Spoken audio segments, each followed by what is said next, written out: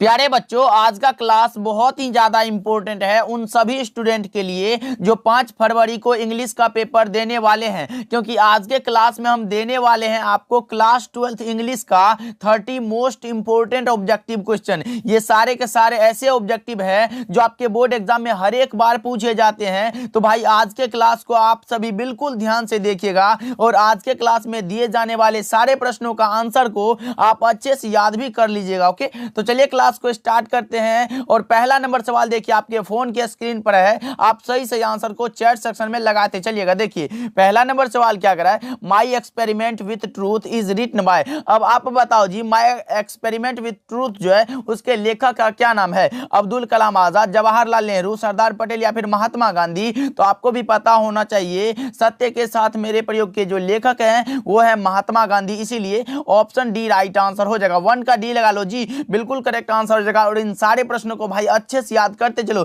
मैं ये नहीं बोल रहा हूं कि यही प्रश्न आएगा याद कर लो रट लो, ऐसा नहीं बोल रहा हूं भाई। इन सारे प्रश्नों का आने का जो चांसेस होता है वो बहुत ही अधिक होता है, इसीलिए याद भी करते चलो। देखिए दूसरा नंबर सवाल देखिए आपके सामने आ चुका है, लगाएंगे करेक्ट आंसर क्या होगा। गांधी जी वेंट टू चंपारण इन, महात्मा गांधी जी चंपारण कब आए थे? भाई लगाओ करेक्ट आंसर क्या होगा। तो ये आए थे अप्रैल 1917 में। कौन सा ऑप्शन में दिया गया है? तो ऑप्शन ए बिल्कुल सही जवाब हो जाएगा। ध्यान से देखते चलो आप सभी। देखिए तीसरा नंबर सवाल देखिए आपके सामने आ चुका है, लगाएंगे करेक्ट आंसर क्या होगा। Doctor Zakir Hussain became the president of India in, कब थे भाई? अब लगाओ करेक्ट आंसर क्या होगा कि डॉक्टर जाकिर हुसैन भारत के राष्ट्रपति कब बने थे? अब लगाएंगे करेक्ट आंसर क्या होगा। ये बने थे 1967 में। कब? 1967 में, इसीलिए ऑप्शन बी लगा लो तो आपका सही जवाब हो जाएगा। याद रखना बहुत ही इंपॉर्टेंट है। ओके, देखिए फोर्थ नंबर सवाल आपके सामने आ चुका है, Ratiram was the son of. अब लगाओ करेक्ट आंसर क्या होगा। Ratiram was the son of, Ratiram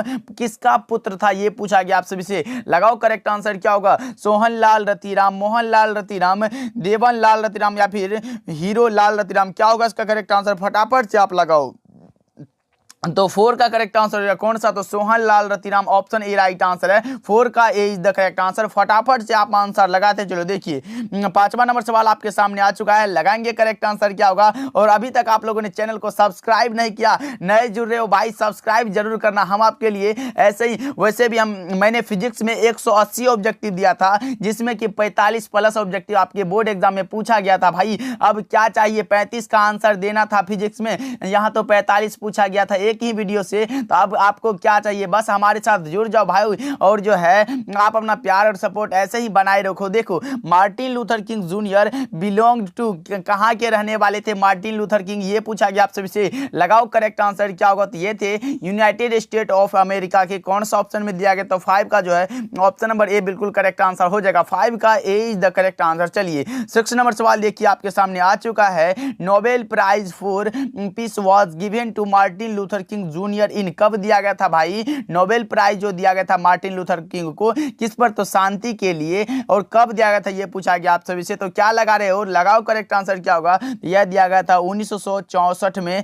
याद रखिएगा ऑप्शन ए जो है सही जवाब हो जाएगा। बहुत ही इंपॉर्टेंट क्वेश्चन है। चलिए 7 नंबर सवाल को देखते हैं, आपके सामने आ चुका है, लगाएंगे करेक्ट आंसर क्या होगा। Bertrand Russell was a philosopher and क्या थे? बर्ट्रैंड रसेल जो थे फिलोसोफर के साथ और क्या थे ये पूछा गया आप सभी से। तो 7 का क्या लगा रहे हो। तो ये थे हिस्टोरियन भी थे और मैथमेटिशियन भी थे, उसको भी आप याद रखिएगा। ऑप्शन ए जो है बिल्कुल करेक्ट आंसर हो जाएगा। ओके, देखिए 8 नंबर सवाल आपके सामने आ चुका है, लगाएंगे करेक्ट आंसर क्या होगा। This material is different dash dash dash that. आप लगाओ choose the correct preposition, choose करने के लिए बोल रहा है। कौन सा होगा? टू होगा, विथ होगा, एट होगा या फिर फ्रॉम होगा। लगाओ एक 8 का करेक्ट आंसर क्या होगा। ये हो जाएगा फ्रॉम। ऑप्शन नंबर डी जो है बिल्कुल राइट आंसर हो जाएगा। 8 का D is the correct answer. Okay, चलिए देखिए 9 नंबर सवाल को देखते हैं, आपके सामने आ चुका है, he is capable dot dot dot doing this work. आप लगाओ करेक्ट आंसर क्या होगा। इसमें पूछा गया है, इसमें भी प्रीपोजिशन को चूज करने के लिए बोल रहा है। इसमें क्या होगा, लगाओ 9 का करेक्ट आंसर क्या होगा।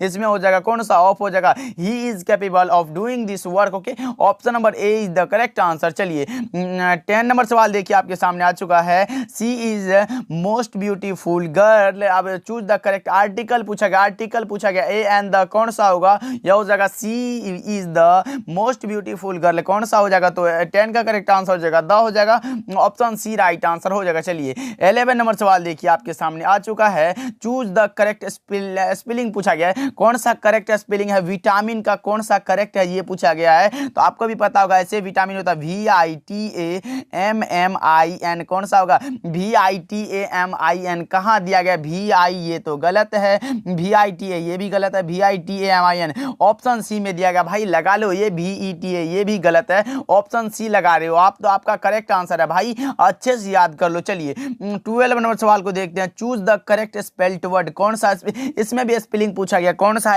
इंटेलिजेंट का स्पेलिंग पूछा गया कौन सा होगा, तो 12 का करेक्ट आंसर हो जाएगा कौन सा INTELLIGENT, कौन सा ऑप्शन में दिया गया, ऑप्शन नंबर ए लग रहा है भाई करेक्ट आंसर है, ये B C और D जो है ये गलत है। ओके देखिए 13 नंबर सवाल देखिए आपके सामने आ चुका है, milk and vegetable good for health, choose the correct syntax पूछा गया, ये जो है सब्जेक्ट वर्ब एग्रीमेंट से क्वेश्चन लिया गया है, तो 13 का करेक्ट आंसर आप लगाओ तो ये हो जाएगा ईज हो जाएगा, ऑप्शन ए राइट आंसर है भाई, याद रखिएगा आप सभी। ओके देखिए जैसे राइस एंड करी आ जाए, हैमर एंड सिकल आ जाए, इसमें ईज ही होता है। चलिए 14 नंबर सवाल देखिए आपके सामने आ चुका है, you and I good friend, choose the correct syntax पूछा गया, इसमें भी ये भी सब्जेक्ट वर्ब एग्रीमेंट से क्वेश्चन लिया गया है, यह हो जाएगा कौन सा आर हो जाएगा, ऑप्शन नंबर ए जो है करेक्ट आंसर हो जाएगा। चलिए 15 नंबर सवाल देखिए आपके सामने आ चुका है, my grandmother house is written by, my grandmother house मेरी दादी माँ का घर कौन सा होगा, इसके लेखक का नाम पूछा गया तो कामला दास हो जाएगा, 15 का ए इज द करेक्ट आंसर,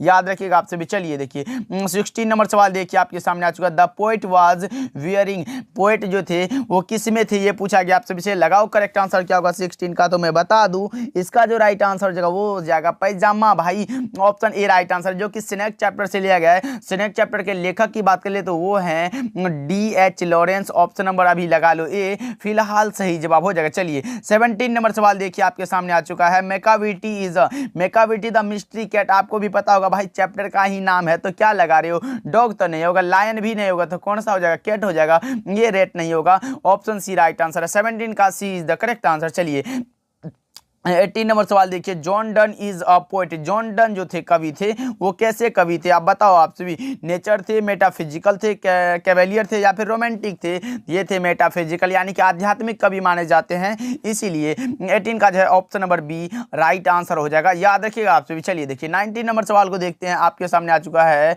लगाओ lips of grass was published in, कब पब्लिश किया गया था ये पूछा गया आपसे भी से, 19 का करेक्ट आंसर बताओ आपसे भी। पहले तो मैं बता दूं लिप्स ग्राफ जो रचना है ये रचना है वोल्ट विटमैन साहब के, और ये प्रकाशित हुआ था 1855 में, ऑप्शन बी राइट आंसर हो जाएगा, 19 का B is the correct answer, याद रखिएगा आपसे भी। चलिए देखिए 20 नंबर सवाल आपके सामने आ चुका है, volt Whitman is dash dash dash year old, कितने ईयर्स ओल्ड है ये पूछा गया आपसे भी से, तो 20 का करेक्ट आंसर हो जाएगा 37 ईयर्स, ऑप्शन नंबर सी जो है बिल्कुल करेक्ट आंसर हो जाएगा। चलिए 21 नंबर सवाल देखिए आपके सामने आ चुका है, Indian civilisation and culture is written by, Indian civilisation and culture यानी कि भारतीय सभ्यता और संस्कृति के लेखक जो है वो कौन है बताओ आप सभी, महात्मा गांधी, जवाहरलाल नेहरू, डॉक्टर जाकिर हुसैन या फिर मनोहर मालगुनकर, ये महात्मा गांधी की रचना है, ऑप्शन नंबर ए जो है बिल्कुल करेक्ट आंसर हो जाएगा, और पहला चैप्टर में ही है भाई Indian civilisation and culture is written by Mahatma Gandhi.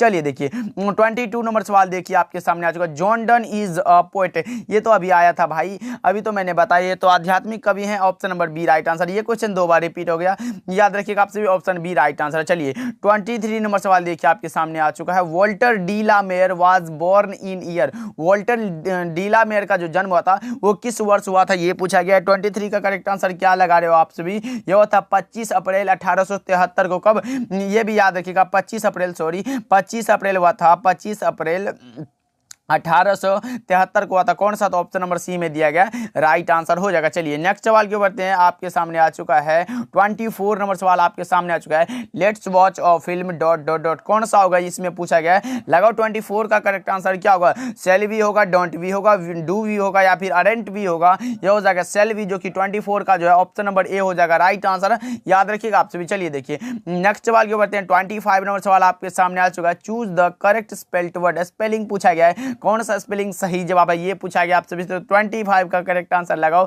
कौन सा कमिटी जो है सही है, COMMITTE, कौन सा ऑप्शन में दिया गया, तो ऑप्शन नंबर ए में ही दिया गया। राइट आंसर है BCD, ये सब गलत है। ओके चलिए देखिए 26 नंबर सवाल को देखते हैं। आपके सामने आ चुका है, have you seen dash dash dash the Taj Mahal. भैया मैं तो आंसर ही बता दिया। Have you seen dot dot dot Taj Mahal, choose the best option RT के लिए पूछा गया। Have you seen the Taj Mahal, Taj Mahal में द लगता है, कौन सा ऑप्शन में, 26 का जो है ऑप्शन C राइट आंसर हो जाएगा। याद रखिएगा आपसे भी। चलिए देखिए 27 नंबर सवाल को देखते हैं। आपके सामने आ चुका है IMM जो है dash dash dash my bed. अब लगाओ करेक्ट आंसर क्या होगा, चूज द बेस्ट ऑप्शन पूछा गया है। 27 का करेक्ट आंसर हो जाएगा मेकिंग, ऑप्शन नंबर ए जो है राइट आंसर हो जाएगा। चलिए 28 नंबर सवाल को देखते हैं। आपके सामने आ चुका है look dot dot dot this painting. अब लगाओ जी करेक्ट आंसर क्या होगा, choose the correct preposition choose करने के लिए बोल रहा है। तो 28 का करेक्ट आंसर हो जाएगा 8 हो जाएगा, option number B right answer हो जाएगा। चलिए 29 नंबर सवाल देखिए। आपके सामने आ चुका he is not dot dot dot home.